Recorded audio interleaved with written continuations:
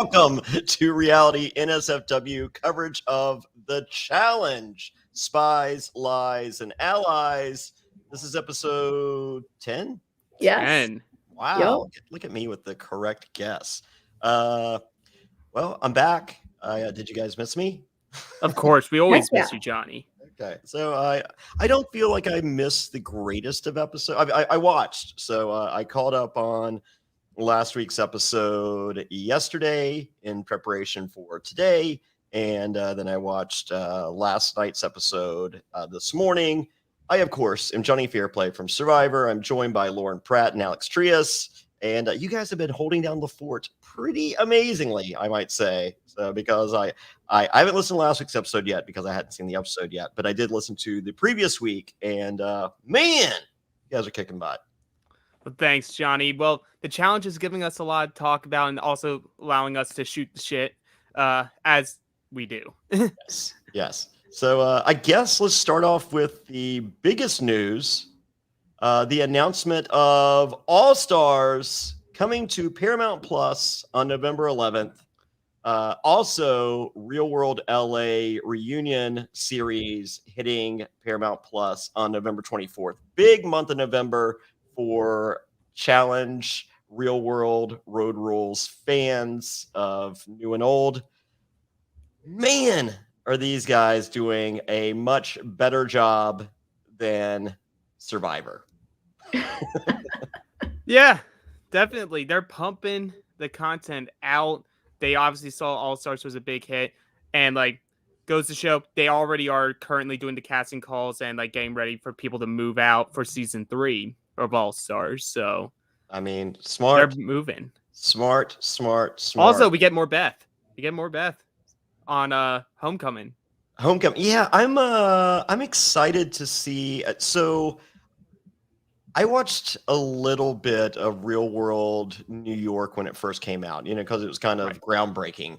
And I watched it. I liked it. I didn't love it. There wasn't that, I think they did a great job in the past. I think the casting of the Real World is much closer to what we see on today's version of Survivor versus, the first 40 seasons of Survivor.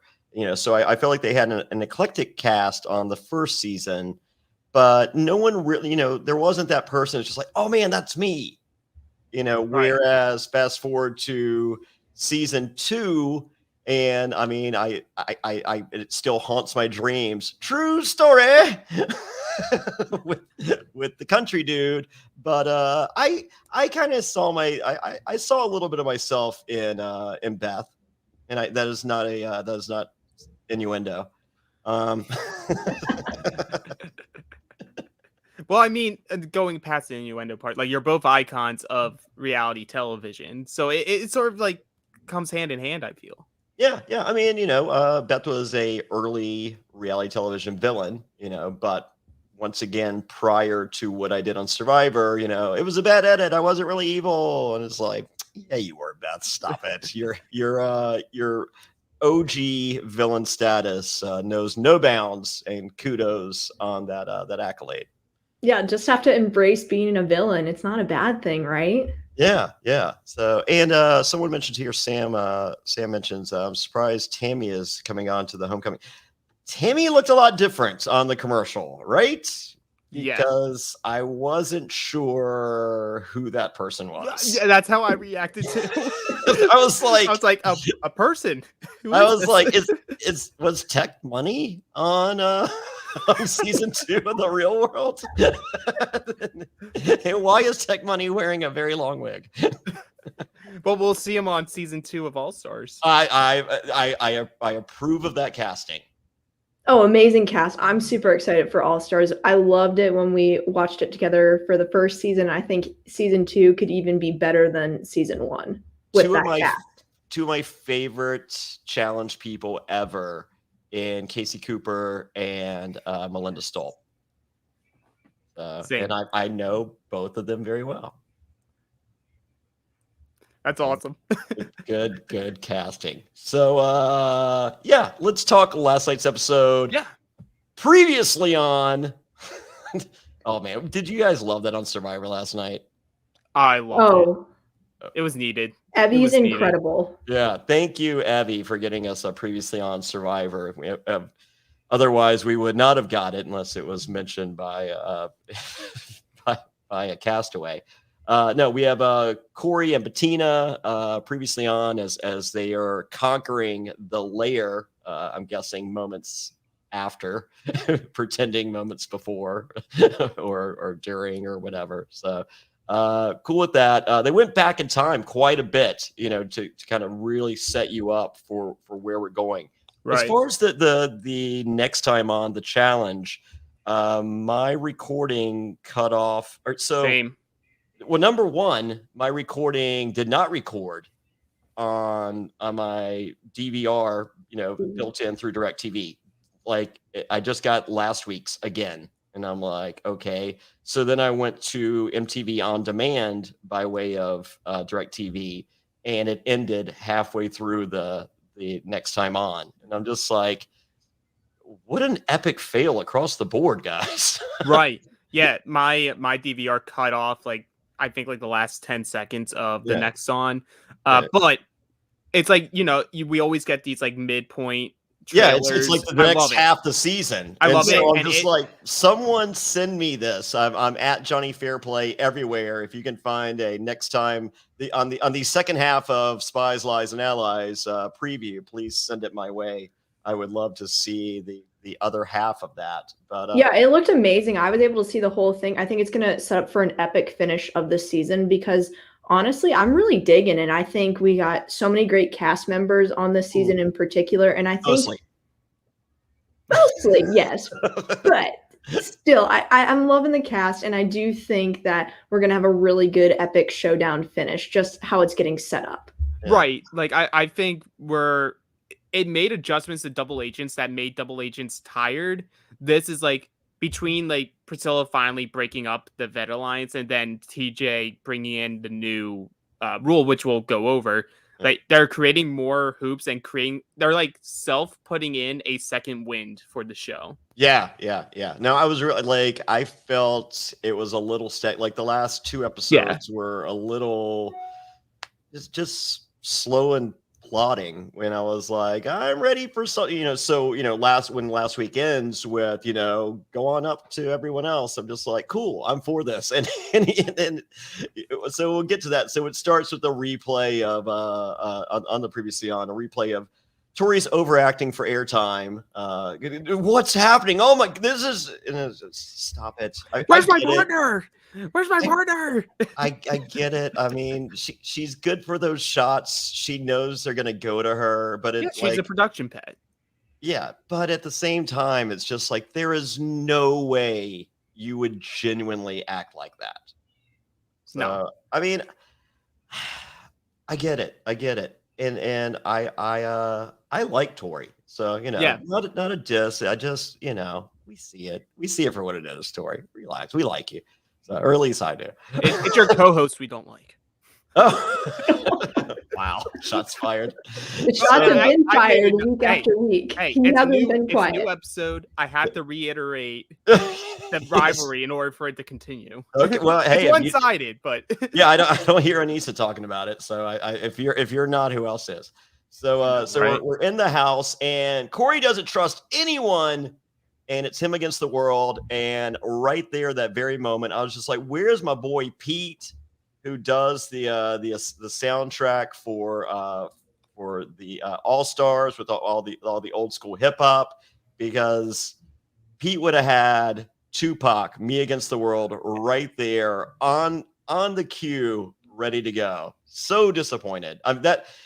If anyone is just like, "Oh, I didn't watch the first All Stars, was it any good?" For the soundtrack alone, it is worth watching. And in addition to that, it's pretty awesome.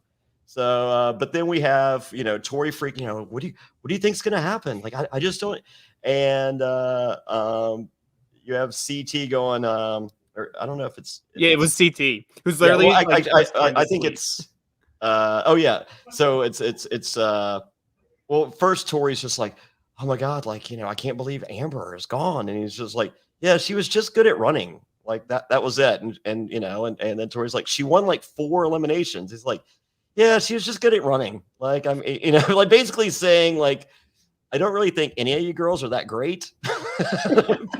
So the fact that she beat, three of you, I'm He's not. just like, I just needed her to run. I can do all the other work. Yeah. She was just a better runner. Yes. But then she's like, what's gonna happen? I just don't know. Like, I'm building up all this stuff for, just for this airtime.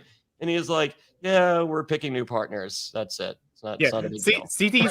CT's not there to like, he knows where he's at now. He's like, I'm not making the entertain TV. I'm here. I'm gonna go to sleep. I'm Yeah. gonna go out and I'm gonna win. Because especially when we talk about what the changes to this season, it helps CT and Casey tremendously. Oh, yeah. Like those two in particular.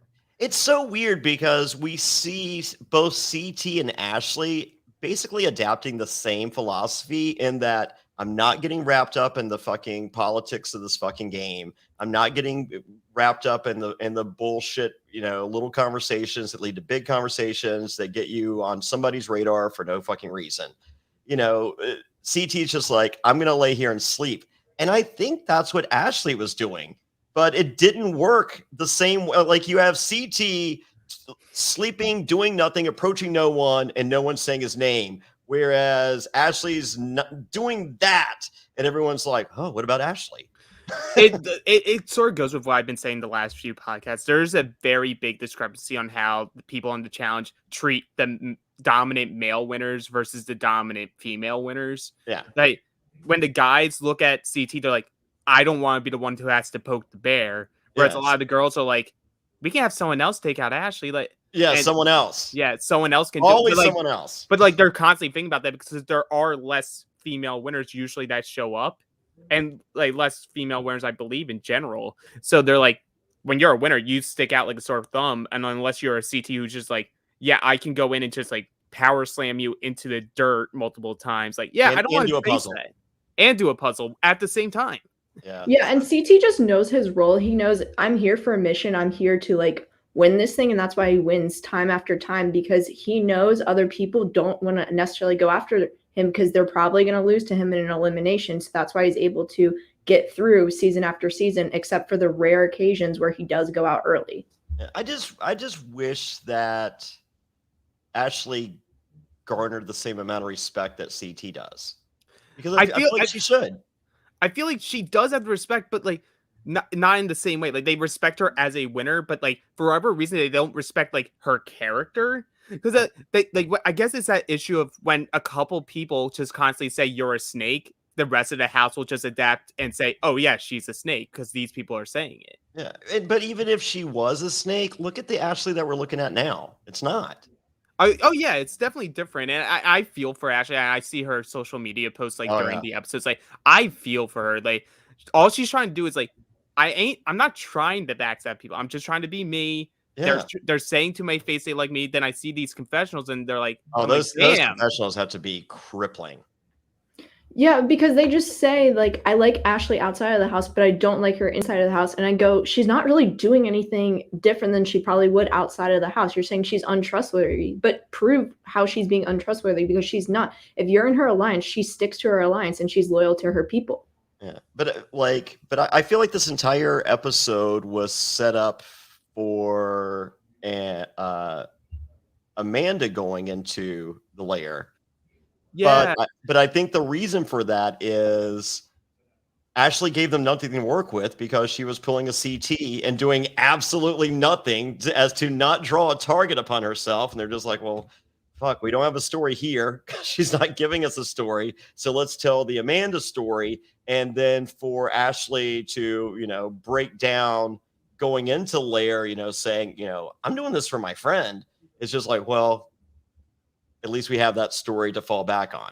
Well, from what I saw from Amanda and Ashley on Twitter last night was apparently like Priscilla told them like she would pick Ashley over Amanda because and we hear it in this episode. Priscilla was raised by a single mom and she understood Amanda's position being a single mother herself. And she was like, I couldn't in good conscience put you down into the lair and try to take you out. Whereas like, and then like Ashley sort of like came up to be like, yeah, I'll go down instead of her because you knew Priscilla was taking a vet. Yeah.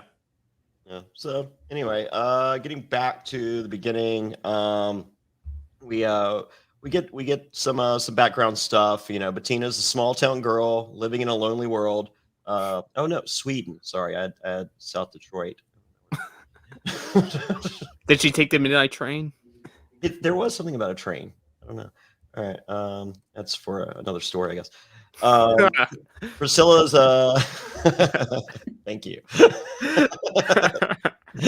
Priscilla's playing for her mom, and then we have flashbacks to the big date with Logan and Big T, in which Big T tells the story of Oedipus but mispronounces his name, and I think just the mispronunciation alone was enough for Logan to be like, "I'm done, I'm out."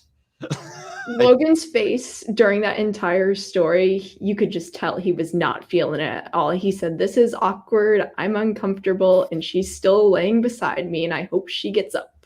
Yeah. Oh, what? You're telling me it's awkward to tell a story to someone that you're like spooning into bed with about like this guy who ends up marrying and fucking his mom? Yeah. That's That's awkward? well, it depends on what furniture or appliance the mom was caught under, based on the videos that I've seen on the interwebs. See, Lauren, there's a lot of videos out now, and there's just search anything, you'll find it. So- We're moving on. But Song but about Logan Logan. essentially puts her in the friend zone. It's like, I only like you little bit. She likes me a lot. Yeah, Yeah. we're friend zone now. I don't even think he's friend zoning it. I think he's just done. He would like to be done, but to be save face, he's saying to the camera, Oh yeah, we yeah, can yeah. be friends. Yeah. So his loss. He's a dud. Yeah. I mean, like Lauren, you were just like, it's a great cast. I'm like, yeah, and Logan. Yeah, but He's it is a dud. great cast overall. You just have to cut out like one or two people, and then you have exactly what you want. Well, yes, it's a great cast, and Logan. And Logan. I was He sort of sucks. hoping. There's no way that dude comes back. No, I was sort of hoping. you bring back Huey, Oh, yeah. Gabo. Well, I don't think you bring back Priscilla. I think they will. They're gonna You bring know, I back mean, Priscilla. He guaranteed it, but I mean, I didn't. I mean, in the She history made of the recent move. challenge people you could bring back, I'm bringing back an Amber M before Priscilla. Yeah, but I just feel like they hyped her up a lot more than they hyped up Amber M. Like, they hyped up Priscilla being like, she was the rookie that was balls enough to break up our strategy. She was the one who was balls enough to go against a champion and call her But her out, call anyone her should shot. have. I know, but people don't. Yeah. Okay. Yeah. I And you didn't could think- tell that TJ was a Priscilla fan just based on how he let her lead. They're all Priscilla fans, But from what I can see. But does TJ work in casting? Because according to his title at the bottom of the screen, it said handler. I'm just like, TJ's the host. Why you got a handler on the bottom of his cryon? I know he definitely plays a part in terms of some of the challenges, and especially for the finals. He, like, when he says it's TJ's final, like, he plays a heavy hand in what the final actually consists of. So he's John Kerhopper or whatever his name is from Survivor. But he's Yeah. not. He's not but Jeff Probst. But he's not Lynn Spiller. No, not Jeff Probst. I mean, he hasn't mentioned TJ's final in a while, so that's been nice. Oh, whew, thank goodness. So Amanda gets a Zoom call from her son and a friend, and we are reminded of the fact that Amanda is a COVID frontline single mom, and I thought it was cool. I like that whole exchange. So I think everyone gets like one call a week. Yeah. right? Yeah, I believe they all get to have a one like call. Like, usually in previous seasons, we would see like Corey calling home to his like 500 kids that he's had. How awkward would it be, do the don't come in here?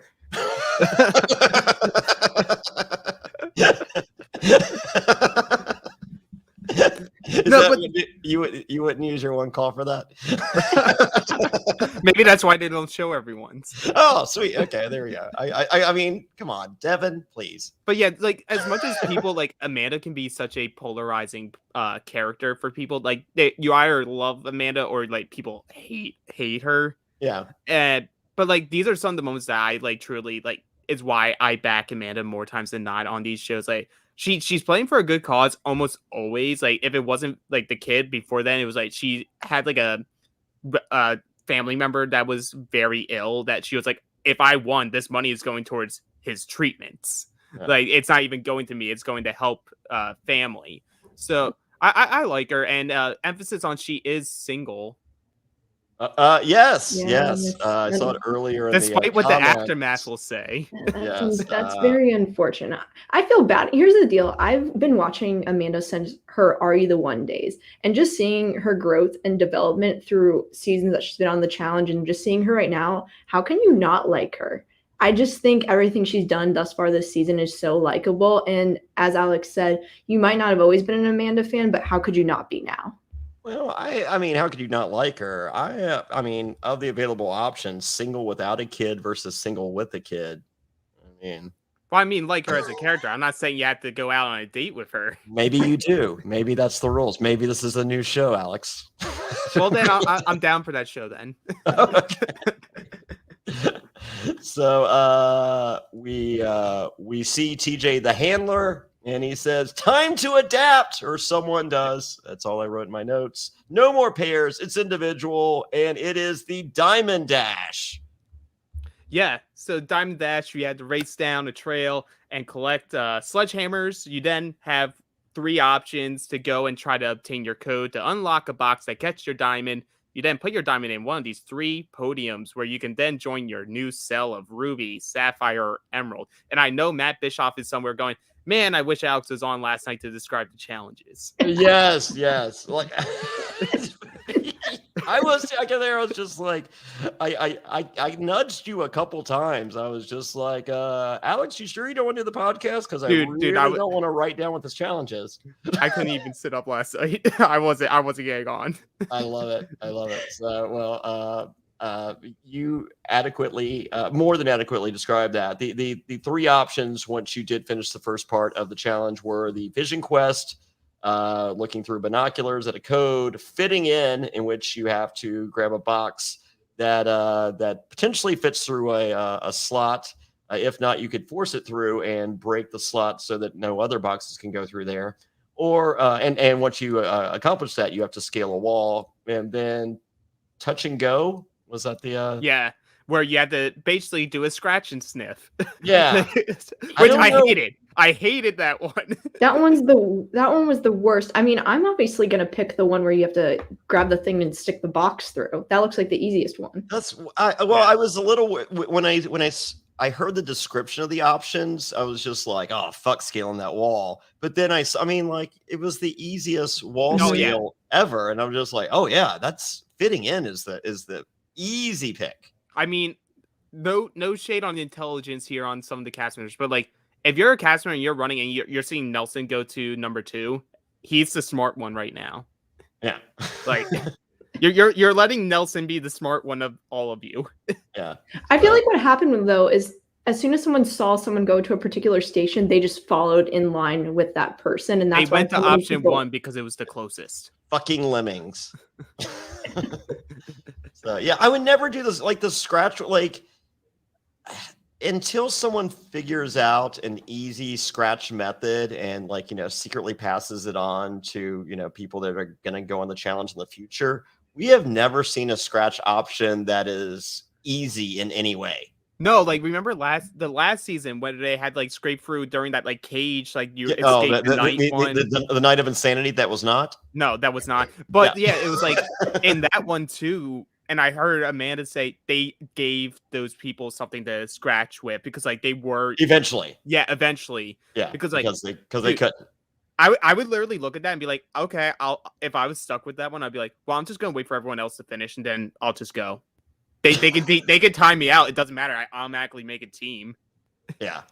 Yeah, I just wonder how long they were actually stuck there for, because I just would never want to get stuck with that portion of the challenge. I don't think I saw a completely scratched answer. No, I don't think you had to scratch all the way out. Like they didn't have to scratch the entire board. They just had to find the spot that had the code. Yeah, you just had to get your numbers at least. I don't even think I saw a code. Yeah, but anyway, like, so Johnny, if you're on the challenge right now, you're doing this challenge. You have your emerald. or your diamond or whatever. Yes. It's obviously not an emerald because it could become one. And how shitty is that? Your diamond becomes a fucking ruby? Fuck that. I It want my diamond. downgrades. Yeah, Yeah. it's like but we had two minds in this of how Yes. people teamed up. You had Corey and Nelson that are like split up and like spread your alliance. Yes. Or you could be like the Emerald group that was like, oh, we're all the friends. Yes. We were already in alliance. Let's all group up together. What mind would you be like if you had to make that decision? I mean, I felt like the smarter play was to split up. I thought so too. Like it worked out. But when you make a super team of your friends, that's not a bad. I mean, like they could literally. Well, I would say that I know because that power you can even infiltrate the agency. So I was about to say they could run the table, but I mean, but if if Big T, wins in the layer and then takes out Casey, then that's gonna take down the right. The So Emerald like team. I thought before I realized it was because they didn't have any spaces left. Like I thought Kyle joining the Ruby team was gonna go in professional and be like, I'm literally going on this team to screw over Corey and make sure he never has power. Like I thought he was gonna do like his big like that's exactly what I'm doing. It's like, no, I joined this team. I can keep an eye on him. I'm like, you can keep an eye on him from the Emerald group. That team is fucked. It is the Yellow Tribe on Survivor. Yes, I mean they're winning at this point. They're the Ua Tribe. Well, yeah, but it was Kyle killed it all episode with his confessionals. Fantastic. This is a good sign. Ruby. I was just like waiting for it to be like Ruby. Oh, fuck off with this, But okay, so it gets us our three teams ultimately. We get Nani, Josh, Casey, Devin, Tori, and Emmanuel make the Emerald team. The Ruby team is Emmy, Corey, Big T, Logan, Priscilla, and Kyle. Even though Kyle thinks he's on the Emerald team. And Sapphire, which is Ed, Amanda, CT, Ashley, Nelson, and Bettina. Yeah, I did like Nelson was first, followed by Josh, who wanted to start his own team, and then Ed was third. And Ed's like, I ain't going anywhere. That's what I was going to point out. He decided to wait, and I think that's a great strategy. Deciding to do that, but I also say CT's move was fantastic. Multiple moves. Well, with Big T in particular, he didn't want Big T on his team at all, and he's like, "Yeah, this is your best interest. Go with Ruby, and we're good." And she just ate it up and went with them. Yeah, you have CT going, "Oh, I don't want any part of this," and then you have Big T going, I love that CT still has my back. Or doesn't he? I don't know. But I'm going to listen to him. Yes. No, he does not. I mean, hey, God bless everything CT did last season. Oh, yeah. Yeah. Yeah, definitely. But, yeah, I like the three. I like individual with the three tribes, teams, whatever, cells. I don't like cells. That's stupid. Whatever. Yes. Why are they still called the eight? Like the cell and power is still the agency? Because they had to keep the theme. Well, I mean, but they couldn't think like I felt like it should have been upgraded from like two to five, like to the commission, or maybe not the commission, because something different than the agency, because it's a bigger grouping. Right. We'll workshop this. We'll come back next episode and be like, this is what it actually should be called. Well, I feel like it would have been. I feel like TJ would have called it something different, but they just ran the same video that they showed before for the deliberation. Yeah. And so I think they're like, oh, he's already said it. Fuck it. He's not coming back for a second take. Yeah, he ain't here. Yeah, he's gone. Yeah. But okay, so it leads to the second part of the challenge. Before that, oh no, what are you talking about? Oh yeah. Let's do the second part and then. Yeah. So the second part is you had to break a bunch of fucking cinder blocks and then put them in a little counterbalance thing to raise your diamond and you win. There's some badass cinder blocks, perhaps. Some badass cinder blocks, and then you get this badass emerald or sapphire or ruby or whatever the fuck you want to call it, and it hoists up, and you put it on this badass podium. Yeah.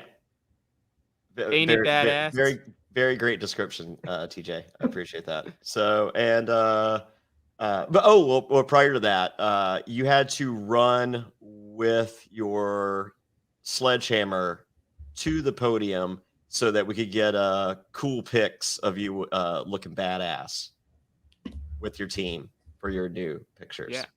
Yeah. And then you have to think badass in order to get in. Who thought the most badass? It was Devin. Of course. Yes. So, well, I mean, that made like he's just like okay. It's like on Survivor, when Jeff does the come on in and and he goes over everything, and then what you don't see is a representative from each tribe gets to walk through the challenge and figure out what strategy to employ and what shortcuts you could potentially take. That on my season, that was my role on my tribe. And I feel like whatever cell or tribe or team Devin's on, that's his role. Yeah, definitely. I feel like Kyle is also that same role, except he doesn't do it. He has the role, but he's like looking off into the distance Yeah. at Devin. And he's just staring at Devin the entire time. Yeah. Going, we have a challenge now. I think he could. Like, I think he's sneaky enough that he could figure that stuff. But I think he's just thinking about confessionals. He's just like, all right, if we don't try, we're losing. We'll get more airtime. What am I going to say about this? How many times can I talk about how perfect the Emerald team is? Yes. And how I wish I was a part of them. Yeah. So, but I wish I would be a part of them too. I mean, if you're out there and you want to win, that's the team that you want to be on currently. But you got to give kudos to Devin. Devin is, as we have said, badass because figures out how to kind of rig the challenge a little bit in order for his group to come out on top, which I thought was great. Yeah, you just lower the platform as to where everyone can help, and then and if you think about it, it's really on brand for Devin because it makes less work for Devin by having everyone else participate more, which means he participates less. Why not go a step further and not even break the cinder blocks and just put the cinder blocks on top? Because the cinder blocks have to go through the stuff. Yeah, right. They still have to go in there in order for it to like actually work and for you to accomplish it. Because if they would have just brought it all the way down like they did, they could have just won it there. But obviously, they still had to put the little tiny pieces within it. Yeah, you just so no, it was the right strategy. Yeah, either way, work smarter, not harder. Devin's that's like his philosophy in life, and I respect it. Yeah, which I will say for the Sapphire Tribe, CT, Ed, and Nelson, they were killing it with the sledgehammer, and I think they were going much faster. But then Devin was saying, "This is the smarter move. We're going to do this, and that's why we're going to kick your ass." Well, Emerald destroys. Yeah, and we find out that it's going to be a girls' elimination, and with that, it's time for a quick commercial. Autumn is in the air. Pumpkins are in the patch, and our friends at Manscaped are here to make sure you don't carve your pants pumpkins when you're grooming, if you know what I'm saying. Make sure you're keeping things fresh this fall with the leaders in male grooming and their brand new 4th generation performance package. Boys, get ready for cuffing season like no other. Ready to take the leap into fall with Manscaped? Join the 2 million men worldwide using Manscaped by going to manscaped.com for 20% off and free shipping with promo code SURVIVOR. Now, listen, I have had my fair share of mishaps in the past, and going into Halloween, the guys like to dress scary, the girls like to dress inviting, and as a result, you're bound to get your pants down if you do things right. Well, you don't want a big bush down there. You want those things freshly trimmed, shaved so perfectly. Don't use a razor. Go to Manscaped. It's the only way, or you will not be getting treats, but only tricks.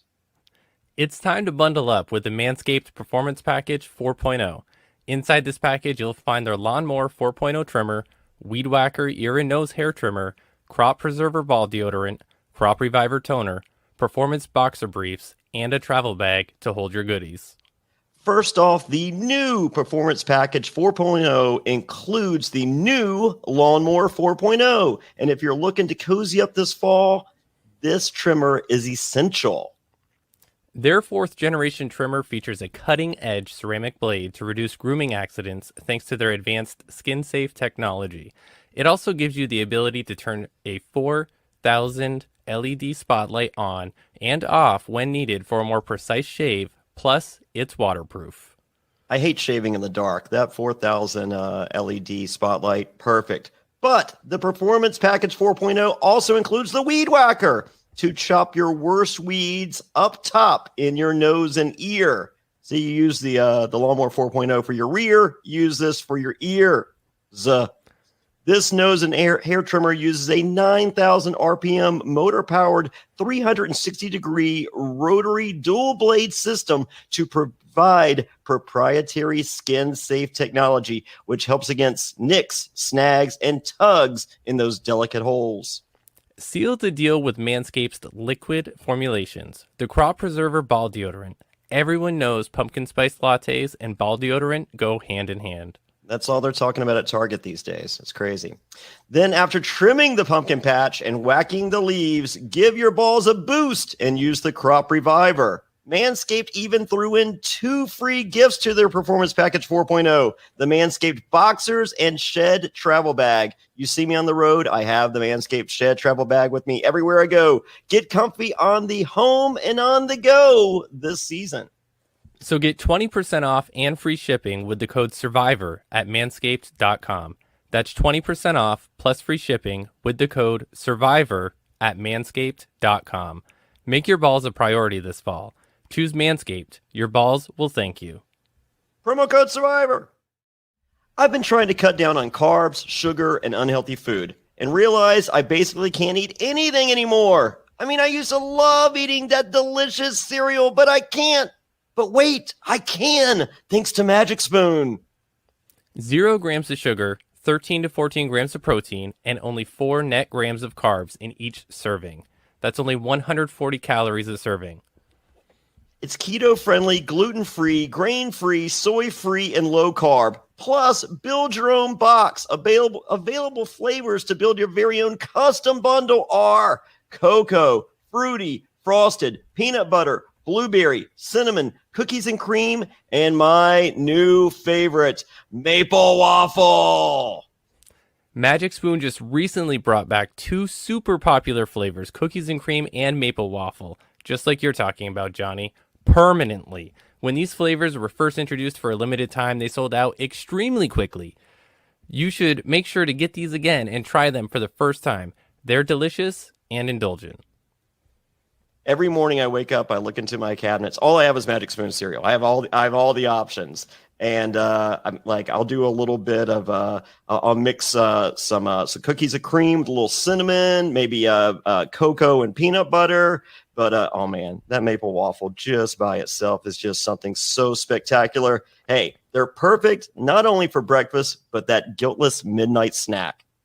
So go to magicspoon.com/survivor to grab a custom bundle of cereal and try it today. And be sure to use our promo code SURVIVOR at checkout to save $5 off your order. And Magic Spoon is so confident in their product, it's backed with a 100% happiness guarantee. So if you don't like it for any reason, they'll refund your money, no questions asked. Remember, get your next delicious bowl of guilt-free cereal at magicspoon.com/survivor and use promo code SURVIVOR to save $5 off. And thank you to Magic Spoon for sponsoring this podcast. Hey, we have a first-time viewer today. Welcome, Christina, and congratulations. You now know how to maintain your bush and to eat right for breakfast. Oh, man. So with that, God. Corey is getting morale up by telling people that they should trim their bush and eat a well-balanced breakfast that's keto-friendly, soy-free. Right? I missed the speech, but I know who didn't miss it. Kyle, and he hated it. And it was the beginning of one of his many delicious, tasty morsels of confessionals to bring us entertainment each and every week. Yeah, we had that. I also love the confessional beforehand where he's just like, the Emerald team's like almost perfect. Like the only weakness they have is you could say something mean to Josh and he'll cry for 30 minutes. That was amazing. I loved that confessional so much because it's true. Not this season. Well, earlier. earlier Not this anymore season. this. Well, I mean, No, Well, we will see, we see. say that, and then down the line, we could see the meltdown again. well, I didn't see the remainder of the preview for the season. They're Yeah, putting we crap- missed out. Yeah, so we don't know. So it's we now learn that Logan is in the friend zone, but I don't even think he wants to be friends. And this is the point in which I decide officially that Logan is boring television. So Yeah. there we He have is it. extremely boring. He's not captivating TV at all. He's- And I was hoping his leg injury was going to take him out this episode. Yeah. Ooh. Well, okay, so I have to ask, who is more boring, him or Jeremiah? Jeremiah at least was like yeah. did an eliminate, like actually entertaining eliminations. Like Logan took out an entertaining person. Yeah. I don't know. Jeremiah was kind of a dullard, but They were both, yeah, like they're both Yeah. not getting called back. That's what I'm saying. I don't think either of them gets the call. no. No. So- They had enough rope Tommy to start. Sheehan, your stock's going up, brother. Get ready. Hey, he basically stripped on TV for it. So That is true. I mean, he has a little bit of a redemption arc as well, whereas these two were just duds. Yeah, but he's still like married, and I don't know. I didn't understand that casting to begin with, other than to meet Fessy in a fall brawl. So, but it is now time for the Emerald City picnic, and Emmanuel very slyly protects Emmy. I like that. He was basically Yeah. saying anything that he needed to make that happen, and it worked. I mean, like, there were several people in there though that are like part of that, like the hot sauce alliance is majority of them, and they all see Emmy as a valuable number. But like, I feel like they were just saying the name because they had to say the name. But yeah, Emmanuel did his work. I do wish we could have more to Emmanuel's story than just, oh, I'm here to protect Emmy. Like, we're not getting a lot of him. We're getting him being like, oh, I need to protect her. Yeah. No, I think because if you follow his Instagram and just the little tidbits of him that we've seen with his personality, he's a fun character. Right. And I think there's no way he doesn't come back. So just give us more layers to the onion. That's what I And mean. I what hope I so. also liked is they asked, would she ever come after them? And he was like, no, she won't say any of your names. Like, she'll try and protect you guys. So I think that was also beneficial. And they said, all right, cool. We don't need to worry about Emmy anymore. She's good to go. Yeah. So then it falls upon Priscilla, the strongest girl from the weakest team, or do we go with just the strongest girl? And that would be Ashley. I mean, for Nani, I understood what she was saying. Like, she was saying all of her confessionals are very game based. Like, I don't Yes. think she was trying to be personal with Ashley when saying like I wanted her out. But I feel like the way she saw Ashley is the same way she saw Amber. She was like, Amber beat me in a final. Yeah, I don't want her around.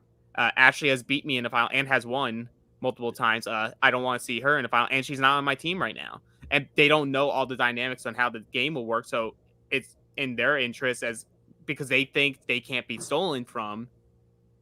They would like Ashley's the person to go for, maybe, or do we want to take that shot though? Yeah. But at the same time, Ashley's not coming after Nani. She's not coming after Casey. But they No. failed to see that. And then that's what Ashley's even talking about. I don't understand Yeah. why I no think- one wants to be in my alliance, because I have done nothing for them to Yeah. see that I'm going to come after them at any point. I haven't said anything that they should feel that I'm against them. Yeah, she's playing the CT role of, look, is like, I'm just over here.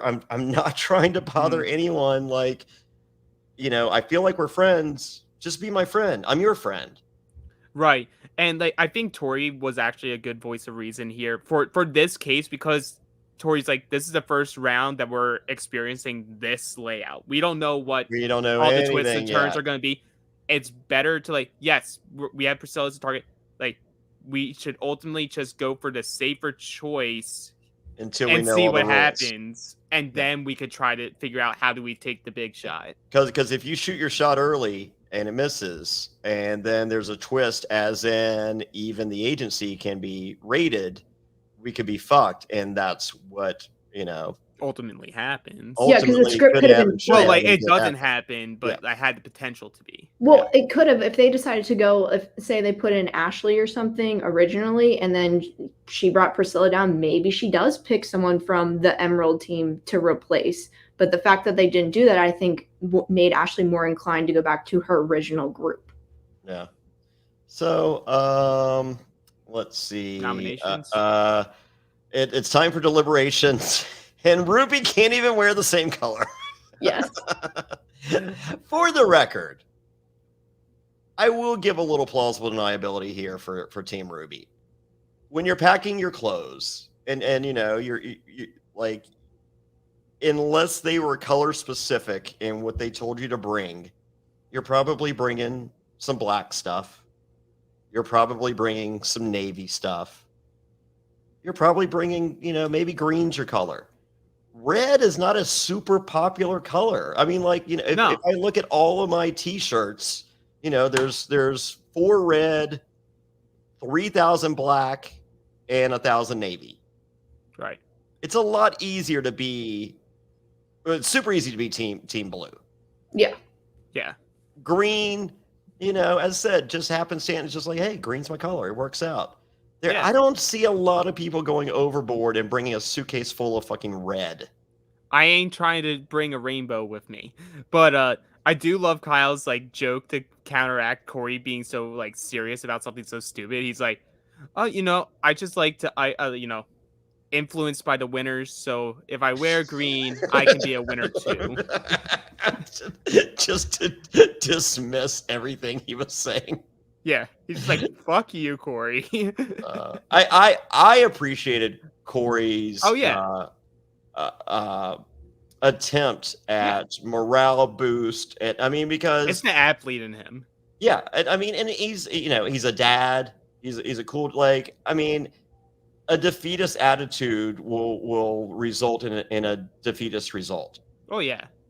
And we see it in all other reality shows, like even in Survivor, where like when you're such in a defeatist attitude, you're going to consistently lose. Yeah. As Sam says, Ashley was looking hot during deliberation. In my notes, I say Ashley's deliberation outfit was perfect. There is no way I would vote for her to go anywhere except out with me.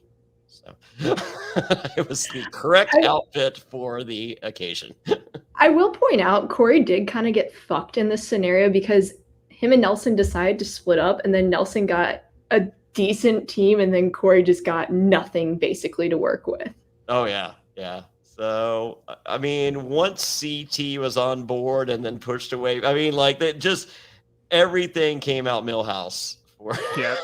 Yeah, because Corey has to be standing there saying, "Oh my god, this is awful," because he almost would have been better off just going with Nelson instead of splitting off, because he really got the short end of the stick. Yeah. So Hindsight's 2020. Yeah, it's happenstance. So let's see. People are giving their reasons for not. Priscilla gives her pitch, Ashley gives her pitch, and Emmy writes her speech because English not her first language. Very fair. And does the world love Emmy at this point? Because I do. Yep. Yeah, I like Emmy. I also like how she forgets that she definitely did play dirty on someone. Oh, yeah.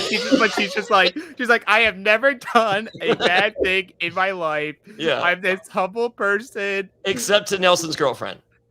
Yeah. and my only friend I had in the house. But otherwise, no one. But everyone seems to just forgive it because it's Emmy saying it. If anyone else says it, they'll be like they're a piece of shit. But because Emmy says it, it's totally fine. Well, I think CT said it best. Like, she's just so raw and like just like raw and honest about everything that you're just like, well, except not honest.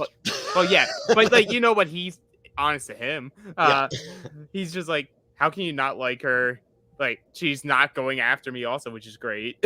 Yeah, no, she's great. She's great. Good TV. So Priscilla's our compromised agent, and then we get a lot of Amanda backstory. And once again, I'm thinking it's just because Ashley wasn't doing much, so they had to say something in this spot. And, I guess just showing Ashley laying in bed doing anything isn't really forwarding the story for the rest of the season. You have Amanda's backstory, which is great television. and then once Ashley gives her speech in the lair, it kind of brings it all together. Right. So, Right. so I was cool with that. Yeah, we're in the lair. What's that? But now we are in the lair. And Yes, like, we're in Priscilla's the like, lair, yeah. and Priscilla compromised, and we learn that the agent gets to pick their opponent in the lair. Love it. And I don't think it was any surprise to anyone, even if Priscilla hadn't given the heads up to anyone. Right. It was going to be Ashley. Casey has goosies. I have never heard that term for goosebumps, but I will probably And work it into do you the think vernacular. Priscilla uses Manscaped? Because they all were saying she's got huge balls. Oh, well, if she has huge balls, there's only one place to go, and that's manscaped.com, promo code SURVIVOR. They love it when we do that.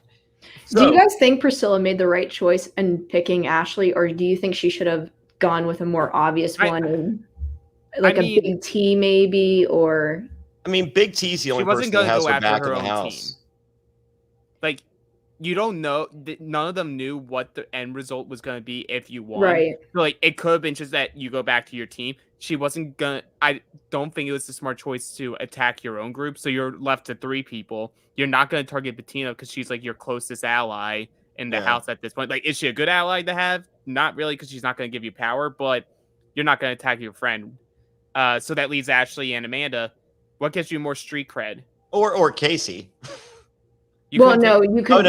Casey. Yeah, I mean, I respect the move completely. I just was thinking if she wanted a chance to maybe stay, I think she could have picked somebody else. But she wanted to go big and bold, and she did, and she just didn't pull it out. Which and Ashley's eliminator record isn't not great. That strong in recent years. So I mean, no, go big. If she wins, it's a statement win.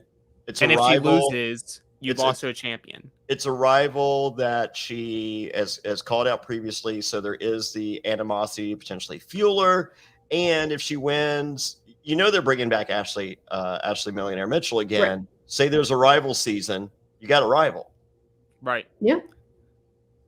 Yeah, definitely. But yeah, I guess that brings us to the competition, which is Seek and Destroy. They each have 8 colored tires that are hidden under these mounds of sand. You have to dig them all out, put them on a pole. Then you have to run to this other pole that has a color sequence. Not in order, but it shows the color sequence. You then have to go back and reorganize all your tires in the right setup. First person to do it, get the check, wins. And guess what? The person who consistently gets the check and Ashley won. Yeah. I don't know if I remember. The tires were colored. I mean, were they perhaps red, purple, green, red, yellow, red, purple, red, green, red, yellow, red, purple, green, red, yellow, red, purple. Oh, sorry. I understood Nani's frustration there. Oh yeah, she was not very happy because the thing is, if you have one of your allies that jumps on board helping you remember the color, then everyone at that point is like, well, fuck it, I almost have to jump on board because if I don't, then Ashley knows I wasn't rooting for her to win. Yeah. Well, yeah, because like you have this mindset of like, I feel like if I'm in their shoe, like obviously I'm gonna be rooting for Ashley, like just because the connotation of rooting for a rookie over her if she comes back is not great.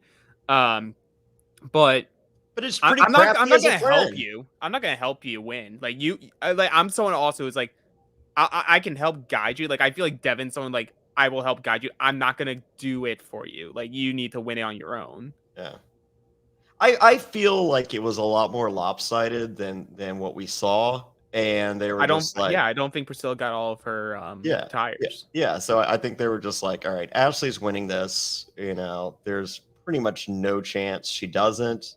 The smart, politically safe move is red, purple, green, red, yellow. Yay! I think Priscilla's strategy was kind of a little off too, because I think it takes so much longer doing the feet technique versus the arms technique. And I think she should have looked over at Ashley and saying, Ashley's going way quicker than I do. I need to change something up in order to catch up. Yep. It was honestly, I think, just her not trusting her upper body strength because she knew that eventually I'm gonna have to take all these tires off and keep rearranging them. That I think she was like, oh, maybe if I have stronger legs, I could just kick it out and like it'll be faster. But like once you're committed to it, you're just like, damn, Yeah, I wrong. can't really change it at this point because my legs are already dead. Yeah, wrong play. Oh I well. like her though. I like her. Me too. So it appears as though all the vets are rooting for Ashley except for Nani, and I don't think that was the case. I feel like they all had similar feelings to Nani, but I don't think Nani, like, as on a personal level, dislike. I would like to.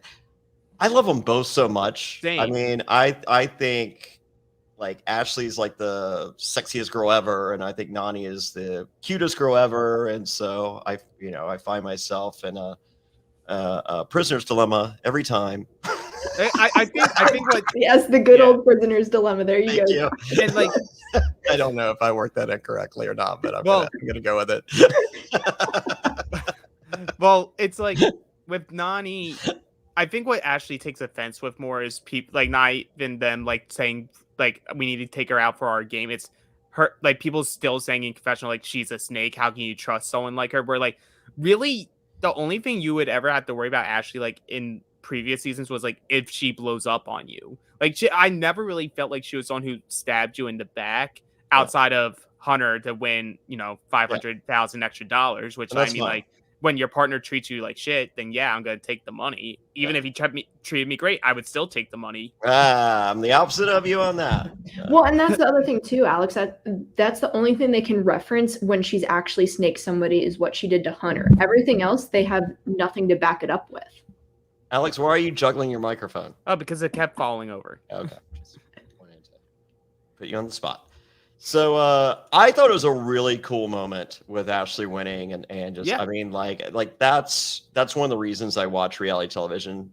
Like much like Jeff who just cares about balance beam moments and not actual gameplay or anything like that. I like these feel good television moments. I mean like they're special and you don't see a lot of them on the challenge because it is so cutthroat and they're and I think they would all be a lot friendlier to one another if there wasn't alcohol every 3 days. I really do. Yeah. I believe that you would still have conflict, but probably not to the extent that like you have seen in the past. Yeah, because I feel like when you add a little alcohol, it's truth serum for some people, so they're saying things they shouldn't, and then that carries over into the next day, and then that carries over into the competition, and so I don't know. Maybe That'd be I don't. I mean, I would give them alcohol all 3 days just for a fucking shit show train wreck every fucking 90 minutes every week. So. I do have to say too, for Ashley as well, when she was called out, she was very, very calm and didn't freak out or panic at all. And I think that also helped her going into the elimination because I think sometimes she gets in her own head. And this time she was calm, cool, and collected and just said, I'm just going to go do this and I'm going to go win it. Yeah. Well, I but also I think did- she knew she was going down. Right, but even so, even if you know and you hear your name, She get had her called head out, last you get season. flustered sometimes, and she didn't get flustered this time, and I think that helped her stay calm. Yeah, she was definitely in her head last season. Yeah, definitely. So Ashley wins, and plot twist: you can go to any cell, even the agency, and once again, Kyle with the line of the show: "You've got what it takes to be a Ruby," which I feel is code for it's a low bar. Yeah. It's like, don't actually come here. You do not want We to didn't be even here. want to anyway. Right, I exactly. promise you don't want to be here. I don't want to be here. Which again, loved his confessional where like what I love about this twist is like if you just so happen to be on a bad team, it's sort of like it's the skull without being the skull, which is Yep. better. Where it's just like I hate the group that I'm in. I don't know how the end result will be. Like ultimately, I think they're gonna in the final be brought back into doing like pairs again of men, like just duos of a man and a woman. But in this moment, Kyle's like, I hate the team that I'm in. The only way I can get taken out is if someone steals my spot, which who's going to steal my spot, or I go down. Yeah. And then I get to call out someone, so I can call out whoever I think is the weakest, Yeah. and now I have a new spot.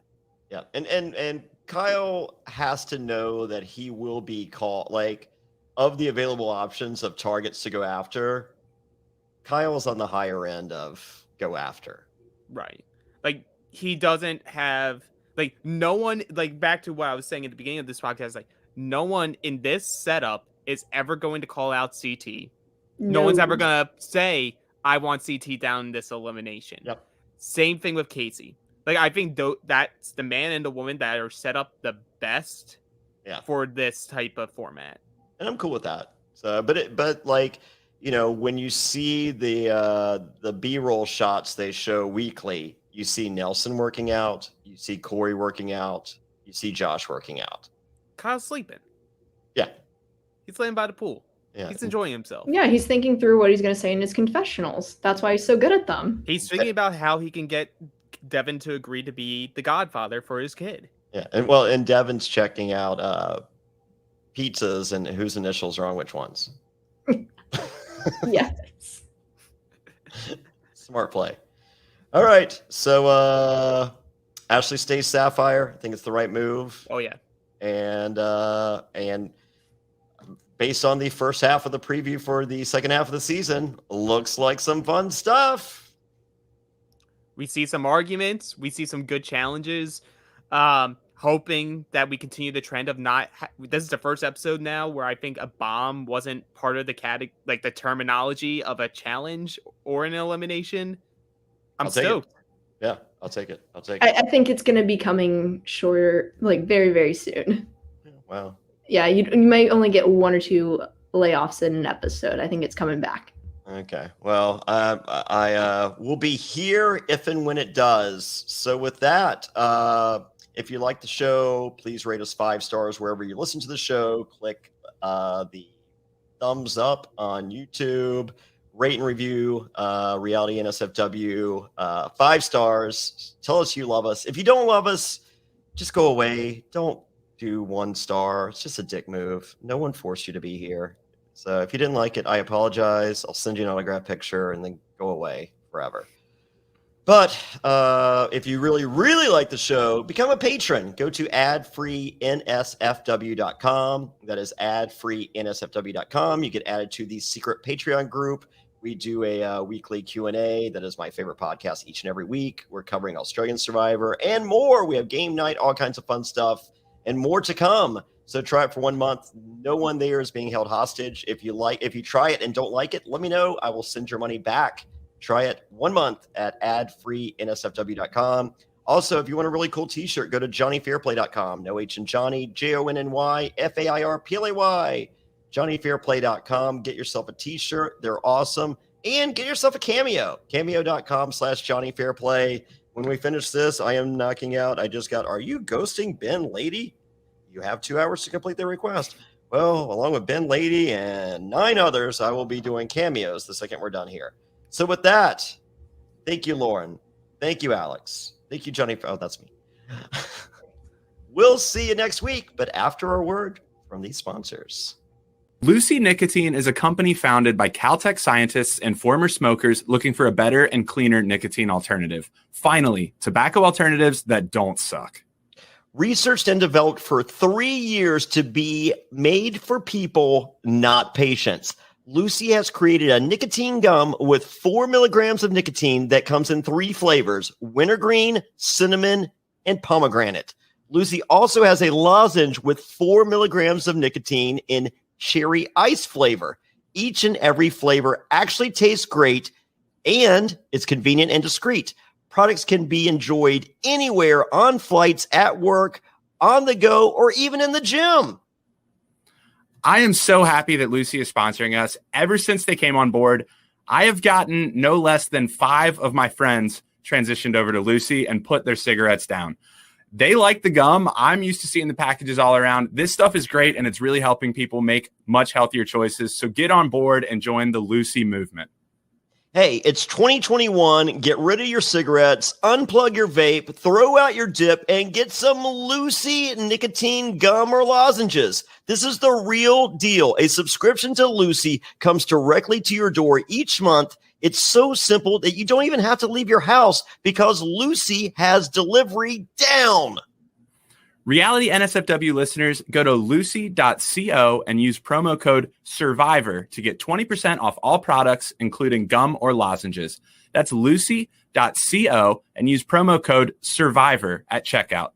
Also, I have to give this disclaimer.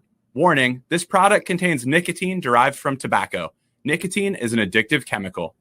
That's lucy.co, and be sure to use that promo code SURVIVOR. This episode of Reality NSFW is sponsored by Blue Chew. Say it with us, Blue Chew. Blue Chew is making waves and bringing more confidence to the bedroom by offering chewable tablets that can help men get stronger and longer lasting erections. That's right, we're giving away super hard dicks. Blue Chew is a unique online service that delivers the same active ingredients as Viagra and Cialis, but in chewable form and at a fraction of the cost. Blue Chew's tablets help men achieve harder, stronger erections to combat all forms of ED. Blue Chew is an online prescription service, so no visits to the doctor offices, no awkward conversations, and no waiting in line at the pharmacy. And it ships right to your door in a discreet package. The process is simple. Sign up at BlueChew.com, consult with one of their licensed medical providers, and once you're approved, you'll receive your prescription within days. And the best part, it's all done online. Blue Chew's licensed medical providers work with you to find the right ingredient and strength for your prescription. Don't like swallowing pills? No problem here. Blue Chew's sildenafil and tadalafil tablets are chewable. Blue Chew's tablets are made in the USA and they prepare and ship direct, so it's cheaper than a pharmacy. Hey, if you're looking to give that immunity idol to someone, or you don't want to be voted out of a crater, don't worry, Blue Chew's got you covered. So if you could benefit from extra confidence when it's time to perform, visit BlueChew.com for more details and important safety information. And we've got a special deal for our listeners. Try Blue Chew free when you use promo code SURVIVOR at checkout. Just pay $5 shipping. That's Blue Chew, BlueChew.com, promo code SURVIVOR to receive your first month free. And we thank Blue Chew for sponsoring the podcast.